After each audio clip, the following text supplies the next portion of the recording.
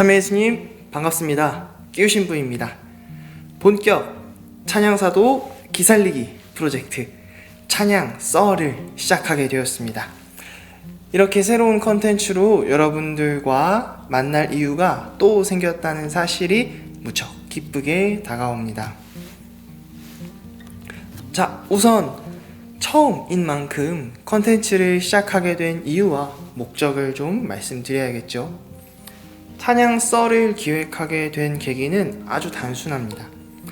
제가 생활성가 덕후이기 때문입니다. 물론 저에게도 다른 많은 취미들이 있어요. 콜 오브 듀티라든지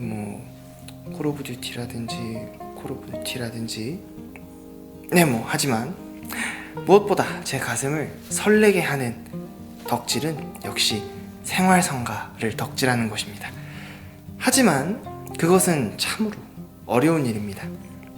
가뭄에 콩나듯 나오는 음악들과 자료들을 듣고 보고 또 듣고 또 보고, 아니 무슨 전설의 포켓몬을 찾는 것도 아닌데 왜 이리 힘든 건지 모르겠습니다.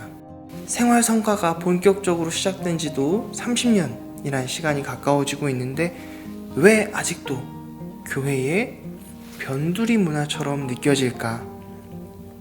그러면서 이런저런 생각들을 많이 해보게 되었어요. 결론만 말씀드리자면, 그래, 성공한 덕후가 되자. 없으면 내가 만들지 라는 생각이 들었습니다. 왜인지 모르게 변두리에 있는 그들을 알고 싶고 그들의 이름을 부르고 싶다는 생각에 이러한 컨텐츠를 진행해보게 되었어요. 네, 그렇습니다.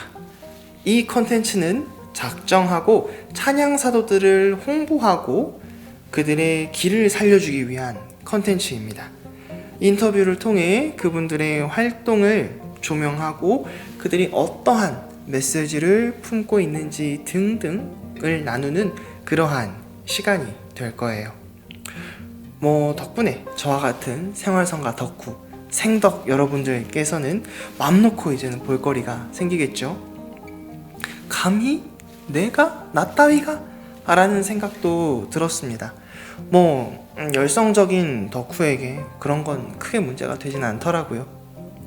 그리고 사실 결정적인 이유는 저와 같은 그런 갈망을 가진 분들이 굉장히 많다라는 것을 알게 되었기 때문에 용기 내어서 찬양 썰을 진행해보기로 하였습니다.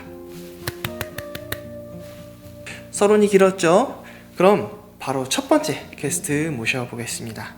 첫 번째 게스트분은요, 갓등 9집을 통해 처음 앨범에 곡을 올렸으며 현재는 저희 신소재를 통해서 찬양사도로서의 활동을 이어가고 있는 신부님이십니다. 바로 이상규 신부님이십니다. 참여예수님 반갑습니다. 저는 지난 2018년 12월 첫품받은 이상규 프란치스코 신부라고 합니다. 네, 신부님 반갑습니다. 신부님을 이 자리에 모시기까지 어렵지 않은 시간과 과정이 걸렸어요. 너무나 감사드립니다. 앞에 서론이 좀 길었어요. 바로 인터뷰 진행해 보도록 하겠습니다.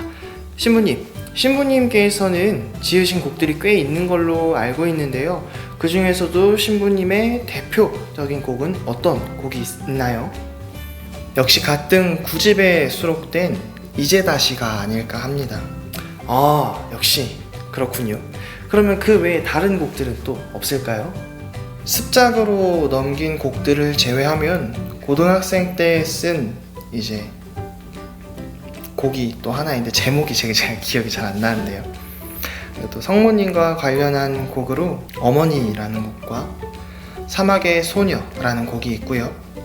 2016년 신학교 축제곡으로 썼던 나는 간다오, 그리고 군에서 지었던 그날 저녁, 청년들과 함께했던 시간을 이제 직접 그려보았던 그리스도의 향기 안에서라는 곡도 있고요. 그 외에도 성경을 직접 가사의 모티브로 삼은 곡들의 한 서너 곡도 있습니다.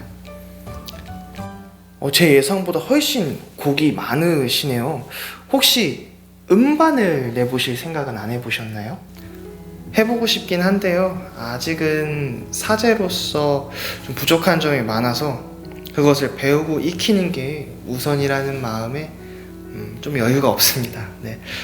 그래도 마냥 기다리기만 하고 싶지는 않아서요. 신소재 채널을 통해서 이렇게 차근차근 올려볼까 생각 중입니다.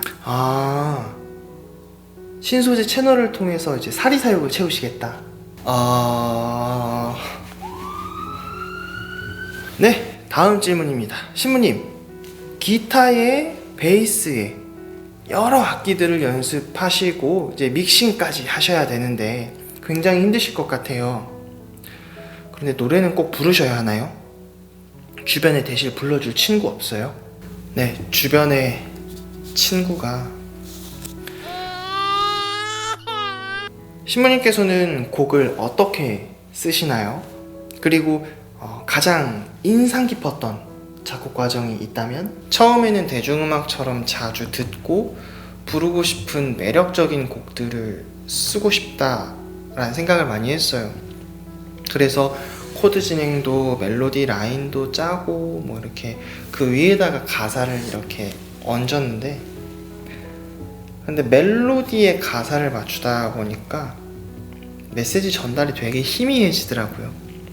그래서 다음에는 이제 기도하면서 느낀 것들을 정리한 제 묵상 노트가 주된 가사의 내용이 되었습니다. 그 가사, 그 묵상 노트 위에 이제 묵상 노트를 통해서 가사를 쓰고 이제 거기에다가 멜로디를 얹는 이런 방식이 주가 되었고요. 그래서 비슷한 방법으로 요즘은 이제 성경 구절에다가 멜로디를 얹는 그런 곡들을 많이 만들려고 노력 중입니다. 가장 흥미로웠던 경험은 사막의 소녀를 작곡했을 때인데요. 신학교에서 묵주기도 하기 전에 이렇게 좀 산책을 하는 시간이 있어요. 근데 그날따라 유독 흥이 나서 내리막길을 막 룰루랄라 내려오고 있었어요. 발걸음을 내디딜 때마다 갑자기 되게 신기한 게 머릿속에서 뭐 박자랑 선율이랑 뭐 곡이랑 그런 것들이 한 발짝씩 막 진행이 되는 거예요. 막 한 걸음 이렇게 사막의 소녀는 이렇게 막 진행이 되는 거예요. 그래서 막 그 영화 비긴 어게인 보면 막 그런 비슷한 장면들이 막 나오는데 어떤 영감을 받고 갑자기 상상의 나래가 팍 펼쳐지는, 아무런 내 의도와는 상관없이 그런 체험을 하면서 진짜 찬양은 하느님께서 들려주시는 거를 받아 적는 일도 있구나 라는 생각을 하면서 되게 감사했던 기억이 납니다. 저한테는 그때 기억이 제일 감사했던 것 같아요. 아주 흥미로운 과정을 겪으셨네요. 그러면 신부님의 이러한 활동들이 과연 교회에 어떤 실질적인 도움이 될 수 있을까요? 이 부분은 사실 좀 짧게 말씀드리긴 어렵다고 생각을 해요. 그런데 한 가지는 확신하고 있습니다. 대학원 때 교회 음악을 공부하면서 느낀 것이 성가의 본질은 기도이고, 그렇기 때문에 미사전례에 적합한 가사와 음악적인 요소를 갖추어야 한다는 것이죠. 제가 요즘 성경을 곡의 모티브로 삼는 것도 바로 그러한 이유입니다. 그리고 저의 곡들은 대부분 연중을 제외한 전래 시기들을 겨냥하고 있어요. 틈새 시장 같기도 한데 생활 성가에서 취약한 부분이라고 생각이 들어요. 그 특정 전래 시기를 위한 곡들이 정말 거의 없거든요. 그래서 그런 작업들을 하고 있는데, 이렇게 한 곡 두 곡 만들어 가다 보면 어느 순간 생활 성가가 교회 음악이 함께 자리하는 그런 날이 오지 않을까라고 생각하고 있습니다. 네, 답변 감사합니다. 방금 질문은 좀 무거웠으니까요, 좀 가벼운 질문 하나 던져보도록 하겠습니다. 혹시 지금까지 들으셨던 성가 중에 가장 아름답다 라고 느꼈던 성가는 어떤 곡이 있나요? 가톨릭 성가 166번 생명의 양식을 되게 좋아해요. 전역하고 나서 신학생으로서 조금 혼란함을 느끼기도 했었던 시절이었고, 사실 딴 것보다 전역만 하면 제가 뭔가 대단한 일을 해낼 거라고 전 생각했나 봐요. 그런데 전혀 그러지 못했어서 좀 충격을 받던 상황이었고, 이제 그날 제가 작곡한 곡을 이렇게 녹음을 직접 해보고 있었는데, 제가 직접 노래를 하는 부분을 이제 작업을 하고 들어봤어요. 근데 너무 충격인 거죠. 너무 끔찍한 거예요. 그래서 충격을 크게 받고 너무, 근데 이것저것 다 해봤는데 도저히 방법이 없어서 지쳐서 저녁 미사에 일단 시간이 돼서 갔습니다. 나의 한계와 부족함에 이제 마음이 막 너덜너덜해져서 미사를 딱 봉헌하는데, 영성체 시간이 돼서 이렇게 영성체 행렬에 나갔는데, 아직 첫 영성체 하기 전에 한 어린 친구가 남학생이었는데 변성기가 이제 막 온 남학생이었어요. 근데 그 친구가 이 생명의 양식이라는 곡을 노래를 하는데 진짜 너무 못 부르는 거예요. 근데 그 큰 성당에서 그 사람 많은 가운데에서 그 친구만 유일하게 그렇게 큰 소리로 성가를 불렀었거든요. 근데 그거 듣고 참 많이 울었던 것 같아요. 그래서 저는 사실 이상하게 들리실지 모르겠지만 변성기 남학생이 힘차게 부른 생명의 양식 166번, 가톨릭성가 166번 생명의 양식이 저에게는 가장 아름다운 성가였던 것 같습니다.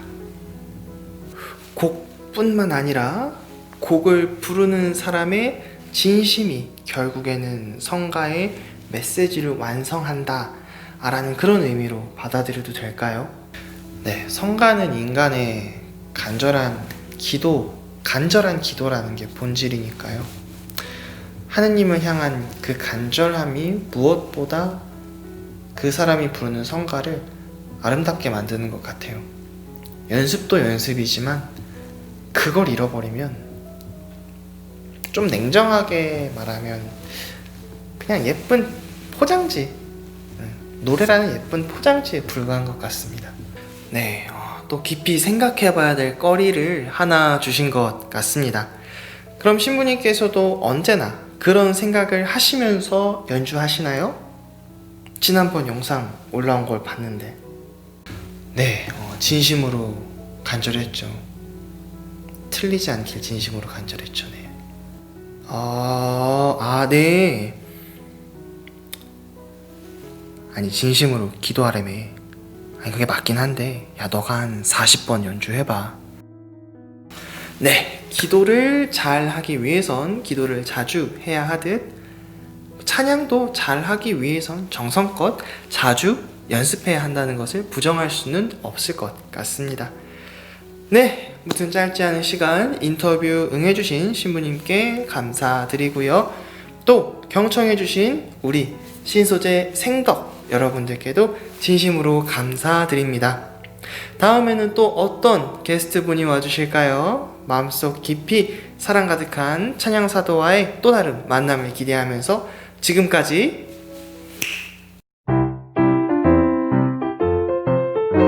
신부들이 소개하는 재미있는 신앙 콘텐츠